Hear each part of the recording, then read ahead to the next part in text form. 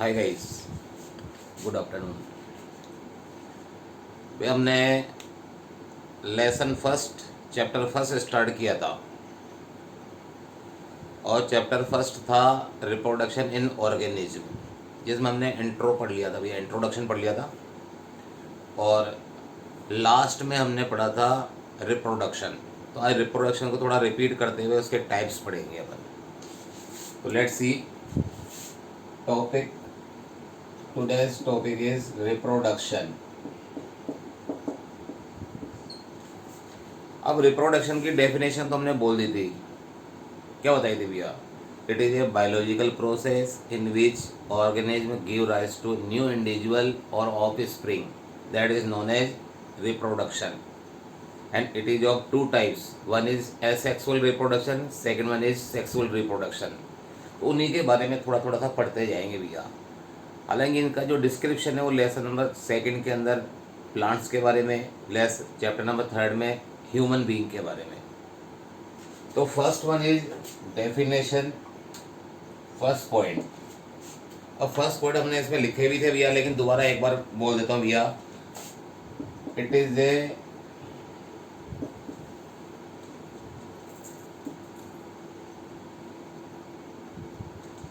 A biological process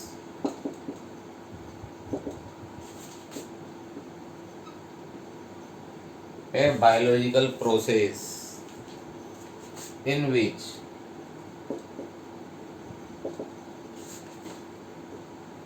an organism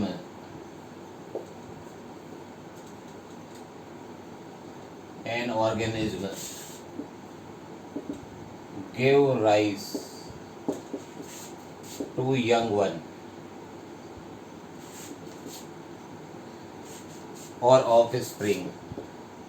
देखो एक simple सी डेफिनेशन है भैया। It is a biological process in which an organism give rise to young one और offspring. Offspring मतलब संतान पैदा करता है, सभी में ऐसे ही होता है। सिमिलर टू इटसेल्फ,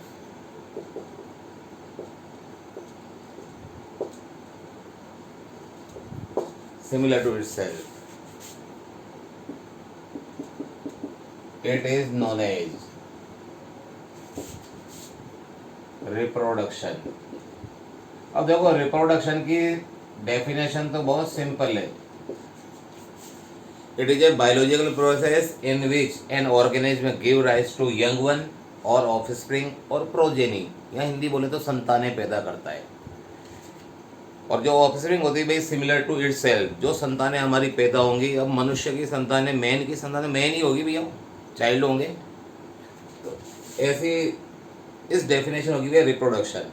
तो क्या डेफिनेशन हो गई? A biological process in which an organism give rise to young one और ऑफस्प्रिंग और progeny which are similar to itself, that is known as reproduction. ये डेफिनेशन होगी। अब सेकेंड वन, तो सेकेंड क्या होगा इसमें? जो रिप्रोडक्शन है ये इनेबल करता है कंटिन्यूटी ऑफ लाइफ और स्पीसीज। यदि रिप्रोडक्शन होगा तो भाई मेरी जो स्पीसीज होगी मैं उसको प्रोड्यूस करता जाऊंगा ना भाई। तो it's enable the continuity of species और लाइफ, जनरेशन आफ्टर जनरेशन। यदि रिप्रोडक्शन होगा तो एक जनरेशन से दूसरी जनरेशन तो आएगी सही। तो यहाँ देखो second point, reproduction enable continuity of species, continuity of species। अब देखो जो रिप्रोडक्शन होगा ये कंटिन्यूटी ऑफ स्पीसीज और life, generation after generation, generation after generation. तो देखो यदि रिप्रोडक्शन है भाई, कोई बोलेगा कंटिन्यूटी ऑफ लाइफ का रीजन तो बताओ। यदि हमारी जनरेशन आगे चलती जा रही है तो उसका कोई कॉज तो होगा, कोई रीजन तो होगा। क्या रीजन होगा भैया? रिप्रोडक्शन। तो reproduction enable continuity of species और लाइफ, जनरेशन आफ्टर जनरेशन। यानी कि हमारी जो पीढ़ियाँ चली आ रही है या जनरेशन चली आ रही है उसको कंटिन्यू कौन बनाता है? तो उसके लिए भी यहाँ पर क्या है? रिप्रोडक्शन। अब थर्ड पॉइंट जो है इसका भी बहुत सिंपल है। अब जो रिप्रोडक्शन होता है ये डिपेंड करता है जो ऑर्गेनिज्म होती है उस ऑर्गेनिज्म की इंटरनल फिजियोलॉजी पर और उसके हैबिटेट पर। यानी हैबिटेट मतलब कि हम जहाँ रहते हैं, हमारा मकान है, हमारा आवास, हैबिटेट्स, हमारा जो हैबिटेट भी, हैबिट्स तो हमारी आदत होगी, हैबिटेट जहाँ हम रहते हैं, हमारा इन्वायरमेंट। और दूसरा इंटरनल फिजियोलॉजी। यदि ह्यूमन होगा, मैन होगा, तो मैन के अंदर उसकी फिजियोलॉजी कैसी होगी? उसमें स्पर्म बनेंगे और फीमेल में क्या बनेंगे? एग्स। तो हमारी इंटरनल फिजियोलॉजी पर भी डिपेंड करता है। तो third point, reproduction is depend on habitat and internal physiology।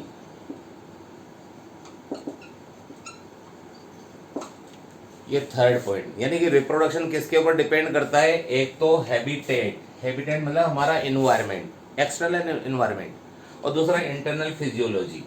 इन दोनों के ऊपर डिपेंड करता है। ये इसका थर्ड पॉइंट बोला भी है इसने।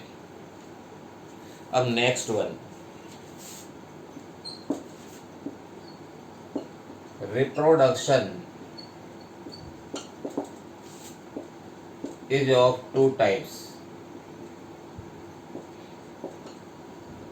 Reproduction is of two types. देखो सिंपल से हमने 4 पॉइंट बोले दिया, नॉर्मली पॉइंट है भी है इसमें। देखो ये वाला थर्ड वन वाला बहुत इंपॉर्टेंट है, सेकंड वन वाला इंपॉर्टेंट है। भाई कंटिन्यूटी ऑफ लाइफ और जनरेशन के लिए क्या चाहिए हमारे को? रिप्रोडक्शन। रिप्रोडक्शन डिपेंड ऑन किसके? हैबिटेट यानी हमारा एक्सटर्नल इन्वायरमेंट, और सेकंड वन इंटरनल फिजियोलॉजी। अब जैसे मैन है भैया, यदि मैन होगा, यदि आदमी होगा तो उसके अंदर स्पर्म बनेंगे और फीमेल के अंदर एग्स बनेंगे। तो ये बताए भाई। अब नेक्स्ट वन है reproduction is of two type. One is asexual reproduction,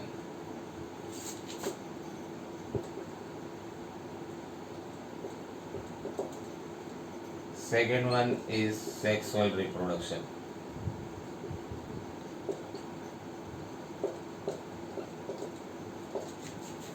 तो यहाँ तक का पूरा नोट कर लो या इसका स्क्रीनशॉट ले लो, नोट्स बनाते जाना भैया। जैसे हमने इंट्रोडक्शन पढ़ा था उसके नोट्स पूरे आपको लिखते जाने भैया, डेली का डेली। और इतना जो हमने लिखवाया भी है इसमें, इसका स्क्रीनशॉट ले लो, यहाँ हाथों हाथ ही लिखते चलो भैया। अब इनमें से हम एक एक करके पढ़ेंगे भाई। First one is asexual, second one is sexual reproduction. तो स्क्रीनशॉट ले लो।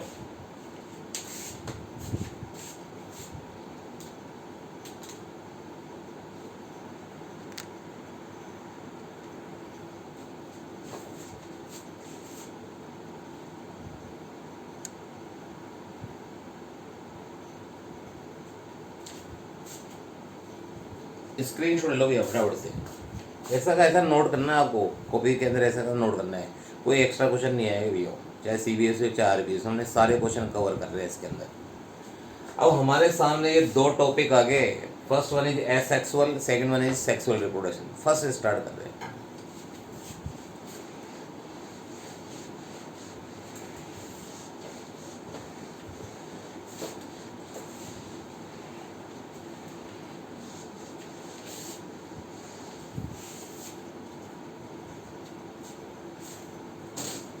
Now we start first topic, asexual reproduction।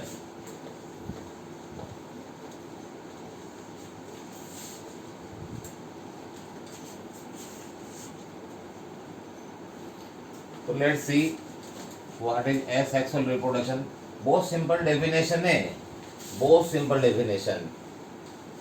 यदि रिप्रोडक्शन में सिंगल पेरेंट ही पार्टिसिपेट करता है विदाउट गैमेट फॉर्मेशन, यानी कि यदि सिंगल पेरेंट होगा, यदि कोई भी अकेला पेरेंट्स होगा तो क्या करेगा? एसेक्सुअल, जिसमें सेक्स का यूज नहीं हो रहा है भैया, कॉपुलेशन नहीं हो रहा है, फर्टिलाइजेशन नहीं हो रहा है, कोई भी एक ऐसी स्ट्रक्चर बन रही जो उसको स्ट्रक्चर जो बनेगी वो एसेक्सुअल रिप्रोडक्शन करेगी। तो हमारा टॉपिक जो है भैया यहाँ पर, now we start first topic, asexual reproduction.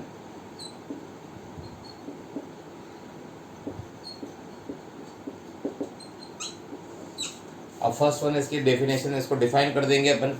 तो डिफाइन क्या भैया, when offspring is produced by single parents, यदि हमारी संतानें एक सिंगल पेरेंट ही प्रोड्यूस कर रहा है तो उसे क्या कहेंगे, एसेक्सुअल रिप्रोडक्शन।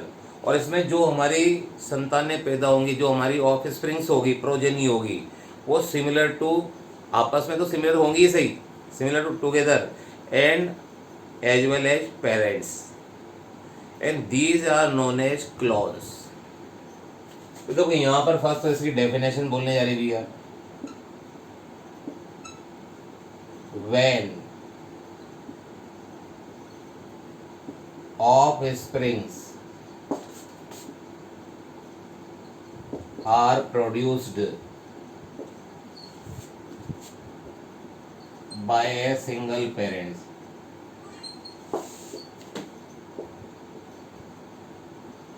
अब देखो यदि सिंगल पेरेंट्स यदि यहाँ पर ऑफस्प्रिंग डेवलप कर रहा है, प्रोड्यूस कर रहा है, तो उसको कहेंगे क्या, इसको कहेंगे asexual reproduction without involvement of gamete, या विदाउट गैमेट फॉर्मेशन, कुछ भी बोल सकते हैं ऐसे, without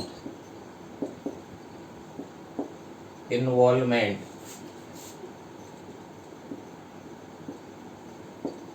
of gamete formation.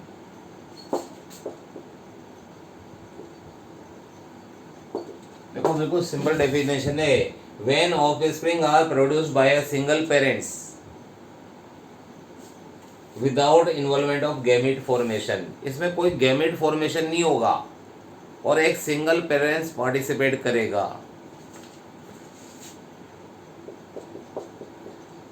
It is known as asexual reproduction,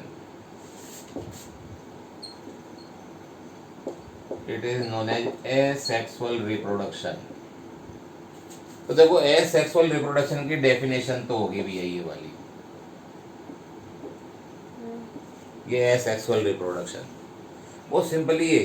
अब जो asexual reproduction में जो ऑफस्प्रिंग बनते हैं वो आइडेंटिकल टू देमसेल्फ होते हैं, पेरेंट्स के आइडेंटिकल होते हैं बिल्कुल ही, मॉर्फोलॉजिकल भी और जेनेटिकली भी।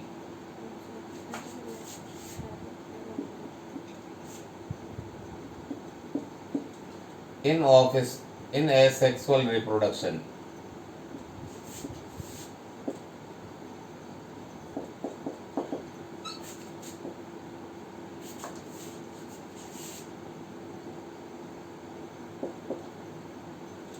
produced offspring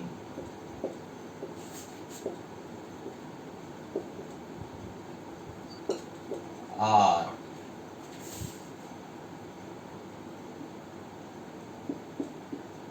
identically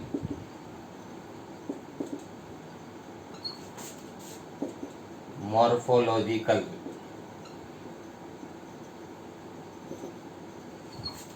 and genetically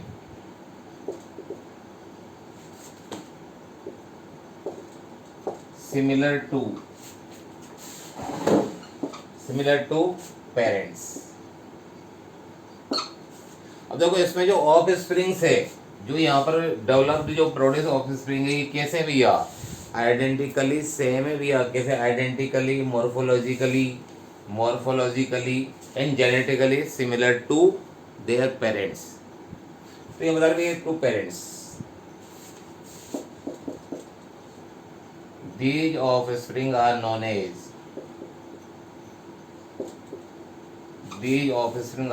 as clones. बहुत इंपॉर्टेंट है ये क्लोन क्या होते हैं, व्हाट आर क्लोन्स। बिल्कुल सिंपल डेफिनेशन बोली, यही यूँ बोल सकते हैं, when the produce offspring are similar to identically morphologically genetically similar to their parents, these offspring are known as clones। बहुत important है, very important, this point is very very very important, this one is. तो बहुत simple सी definition हो गई। Asexual reproduction, single parents without involvement of gamete formation, that is known as asexual reproduction.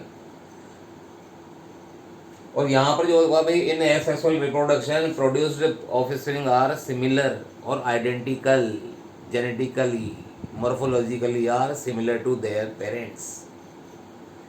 These offspring are known as clones. This point is very very very important. तो second point ये बताया भी हमने इसके अंदर। अब इसके टाइप्स होते हैं, इसके बहुत सारे, पहले यहाँ तक आप नोट कर लो या इसका स्क्रीनशॉट ले लो, फिर हम इसके एसेक्सुअल रिप्रोडक्शन के टाइप्स डिस्क्राइब करेंगे।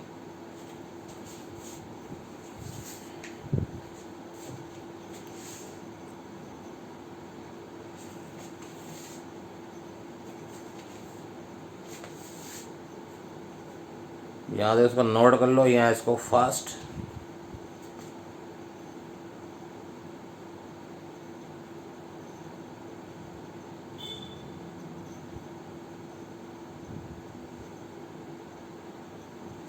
भैया राकेश मालव तो हिंदी मीडियम का है, इंग्लिश मीडियम का है?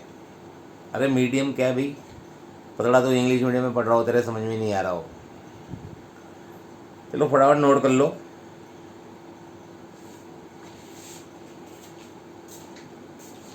तो ये एसेक्सुअल रिप्रोडक्शन की पूरी डेफिनेशन हो गई। फिर बताया कि इसमें क्लोन, व्हाट आर क्लोन्स, ये हो गया भैया। अब हम इसके आगे पढ़ने रहे नहीं, यदि नोट नहीं करा हो तो भैया स्क्रीनशॉट ले लेना और एज इट इज नोट करना है आपको कॉपी में। इसके टाइप्स पढ़ने जा रहे हैं, एसेक्सुअल रिप्रोडक्शन के टाइप्स पढ़ने जा रहे हैं।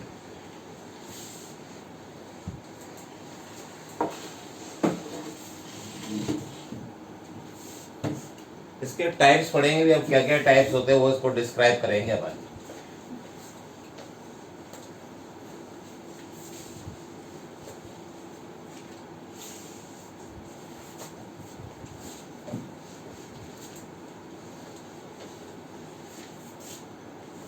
अब देखो इसका जो फर्स्ट टाइप है, इसके टाइप्स पढ़ने जा रहे हैं भैया अपन। 5 टाइप पढ़ेंगे अपन, इसके 5 टाइप्स पढ़ेंगे। First one is binary fission.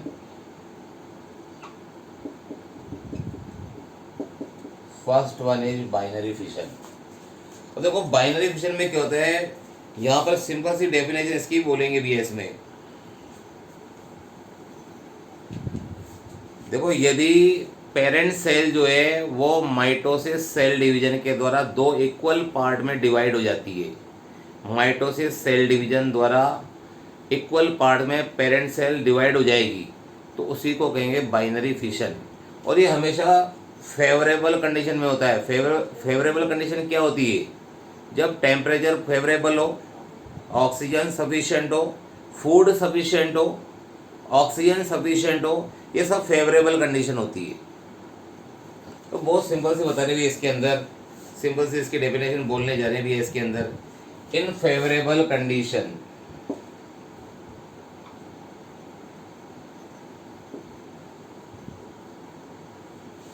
in favorable conditions when an organism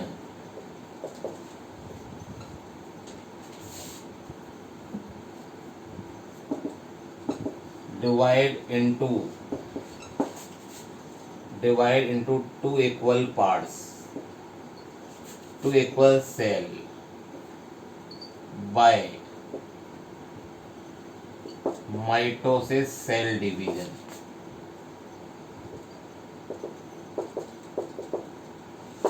देखो माइटोसिस क्या होता है, यदि कोई 2n सेल है तो 2n से 2n ही बनेंगे।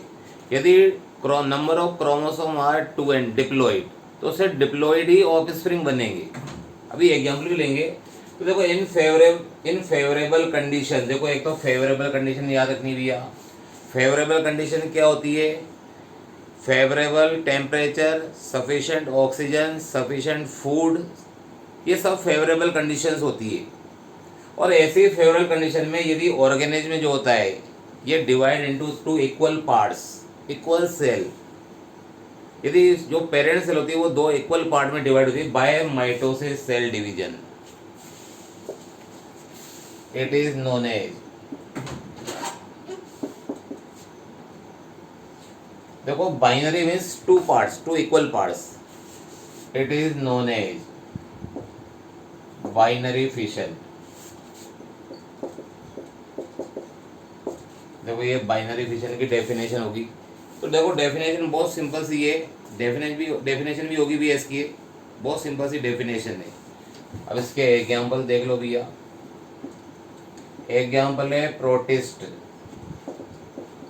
अब प्रोटिस्ट क्या होते हैं भैया, यूकेरियोटिक सेल, मतलब सिंगल सेल वाले ऑर्गेनिज्म है और उनमें भी यूकेरियोटिक जिनमें न्यूक्लियस होता है। और इसमें एग्जाम्पल भी, इसमें जो एग्जाम्पल है वो है भी इसके अंदर amoeba, protist means amoeba and paramecium. तो देखो प्रोटिस्ट क्या होते हैं, सिंगल सेल वाले होते हैं, सिंगल सेल ऑर्गेनिज्म है, यूकेरियोटिक सेल है जिसमें न्यूक्लियस होता है, और इसके एग्जाम्पल बता रहे amoeba and paramecium. Protist, what are protist, single eukaryotic cell organism, single cell है वो भी यूकेरियोटिक जिसमें न्यूक्लियस होता है, वो प्रोटिस्ट होते हैं, और example amoeba and paramecium. Second अभी है इसके अंदर मोनेरेंस, मोनेरेंस, और इसमें जो आते हैं भैया ये होते हैं बैक्टीरिया। तो सेकंड वन जो है इसमें भैया मोनेरेंस है, और मोनेरेंस में क्या आते हैं भैया, इसमें आते हैं बैक्टीरिया। तो देखो फेवरेबल कंडीशन में हो रहा है, माइटोसिस सेल डिवीजन हो रहा है, और पेरेंट सेल दो इक्वल पार्ट में डिवाइड हो रही है। तो फर्स्ट पॉइंट क्या है, फेवरेबल कंडीशन, सेकंड पॉइंट क्या है भैया, माइटोसिस सेल डिवीजन हो रहा है। तो एक बार ऐसा क्वेश्चन है भी, सीबीएसई वाले सुन लेना भैया, आरबीएसई में तो सिंपली आया भी है इसके अंदर बाइनरी डिवीजन, या वहाँ तो क्लोन है, और सीबीएसई में क्या आ गया भैया इसके अंदर, उसमें ये आया है कि भैया इसके अंदर ऐसा रिप्रोडक्शन बताओ जिसमें सेल डिवीजन यूज होता है। तो कौन सा भैया, ऐसा एसेक्सुअल रिप्रोडक्शन। तो एसेक्सुअल में कौन सा पार्ट होता है, बाइनरी फिशन। अब बाइनरी मतलब दो, टू इक्वल पार्ट्स। तो व्हेन ए पेरेंट सेल और organism divide into two equal parts, equal cells by mitosis cell division.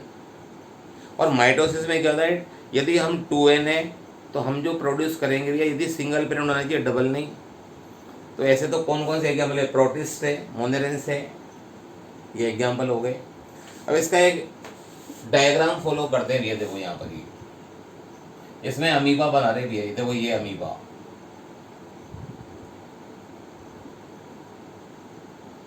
ये अमीबा बना दिया भैया, ये पेरेंट सेल होगी अमीबा की,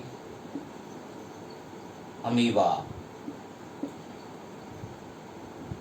पेरेंट सेल बता रहे भैया यहाँ पर, ये इसकी अमीबा की पेरेंट सेल बता रहे भैया, इसकी पेरेंट सेल बता देखो, इसमें एक न्यूक्लियस बता देंगे, ये न्यूक्लियस बना दिया भैया, दिस वन इज न्यूक्लियस। और भी बहुत सारे पार्ट्स हैं लेकिन हमें क्या न्यूक्लियस से ही मतलब है। ये न्यूक्लियस जो होगा भैया, ये पहले फ्लैट होगा, दो पार्ट में डिवाइड होगा।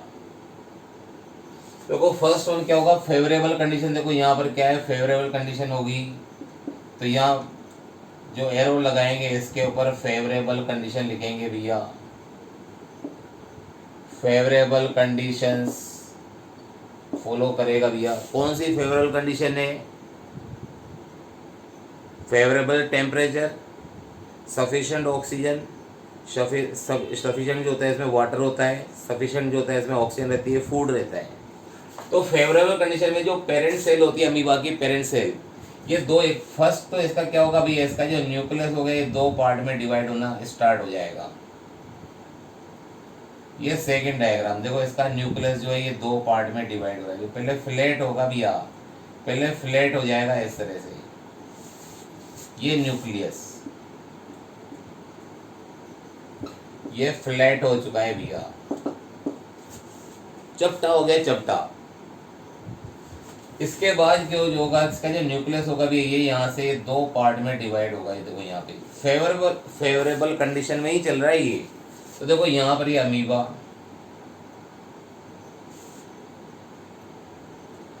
और देखो यहाँ से ये बीच में से डिवाइड होना शुरू हो जाएगा अभी यहाँ से।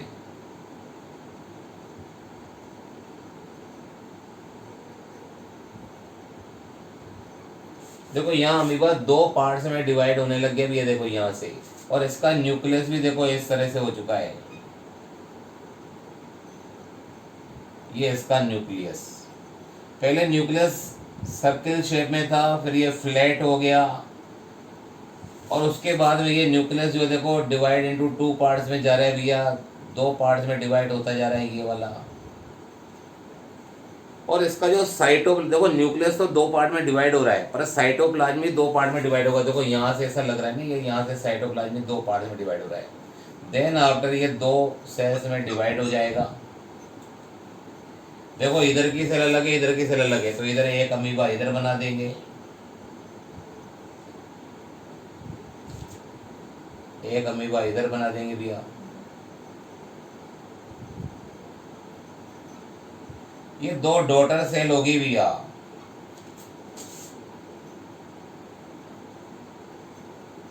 भाई दो डॉटर सेल हो गई, बिल्कुल सिंपल, दो पार्ट में डिवाइड हो गया। तो यहाँ पे ट्यू न्यू सेल्स होगी भैया। बताओ कौन सा डिवीजन हुआ, सेल डिवीजन कौन सा है, माइटोसिस सेल डिवीजन। तो यहाँ लिख देंगे भी इसके अंदर ये पहले तो फेवरेबल कंडीशन, फिर लिख देंगे भैया mitosis cell division.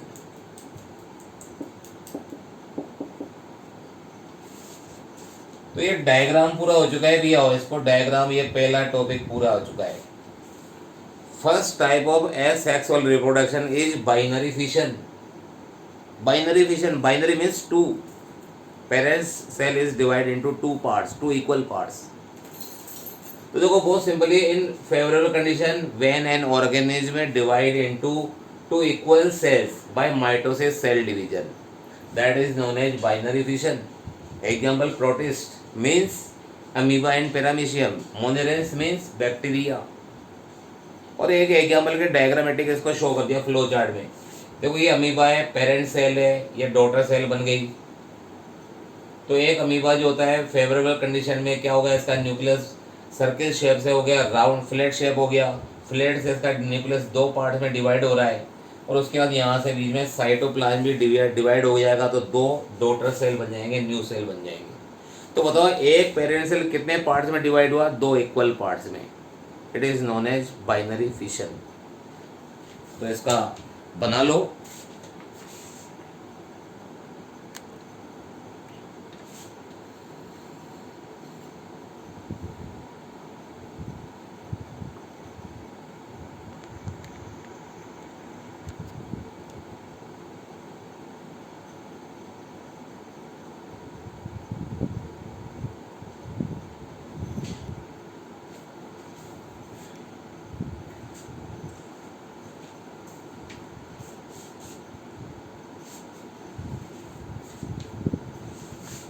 Screenshot cover कर लो, बी क्विक।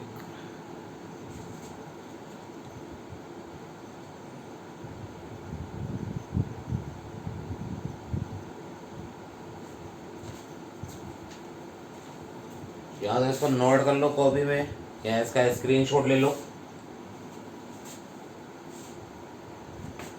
एक बार फिर सुन लेना भैया। The second type of asexual reproduction is budding. First one was binary fission and second one is budding.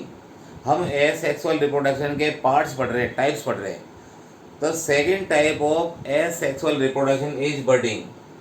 देखो budding में क्या होगा, when cell division is unequal, यदि cell division equal है तो binary fission, when cell division is unequal, तो देखो यहाँ पर सेल डिवीजन, देखो ये ईस्ट सेल बना दी, ईस्ट पेरेंट सेल, ईस्ट क्या होता है, फंगस, फंजाई। तो देखो यहाँ पर when cell division is unequal and small buds are produced and they remain attached. तो देखो यहाँ पर ये ईस्ट सेल है, ये इसकी वैक्यूल बता दी, ये इसका न्यूक्लियस बता दिया। फेवरेबल कंडीशन है, number 1 point favourable condition. Second one unequal cell division. अब यदि अनइक्वल सेल डिवीजन होगा तो देखो ये पेरेंट सेल है, इसके ऊपर छोटी सी बर्ड आ गई। देखो ये पेरेंट सेल के ऊपर छोटी सी बर्ड आ गई, और इसका देखो यहाँ पर वही वैक्यूल है, वही इसका न्यूक्लियस का मेन पार्ट इधर है, छोटा सा पार्ट उधर हो गया। अभी भी देखो ये जो बर्ड बनी है ये पेरेंट्स के साथ अटैच है, तो देखो यहाँ लिखा हुआ है when cell division is unequal and small buds are produced and they remain attached. अभी ये अलग नहीं हुई भैया, and they remain attached to their parents. अब यदि यहाँ से अलग हो जाएगी तो ये न्यू सेल्स बना देगी। तो आगे लिखा है देखो when buds are separated from their parent cell they grow into new offspring. यदि ये बर्ड यहाँ से अलग हो गई तो ये सेपरेट हो जाएगी, तो new buds, new parents, new daughter cell बना देगी, न्यू ऑफस्प्रिंग बना देगी। देखो यहाँ पर सिंपल सी भैया, first one favourable condition, point number 1। यदि आप बर्डिंग पढ़ रहे हो तो point number 1 is favourable condition, second one is unequal cell division. और एग्जाम्पल ईस्ट फंगस। तो when cell division is unequal and small birds are produced and they remain attached to their parents, देखो parents के साथ attach है। when birds are separated from their parents and they grow into new offspring or cells। तो इतना सा बोला भी हमने। और एक नीट के लिए पॉइंट बोला भैया, one important point for NEET. यदि ये जो बर्ड्स है, if the buds are attached lifelong to their parent cell and the chain of birds is known as torula। तो देखो यहाँ बताया भैया when birds are attached to their parents lifelong in the form of chain that is known as torula। तो आज के लिए हमारा बहुत है इतना। 2 टाइप्स पढ़े, सेक्सुअल रिप्रोडक्शन के 2 टाइप पढ़ लिए, 3rd 4th 5th let's study tomorrow. Okay, bye bye, see you.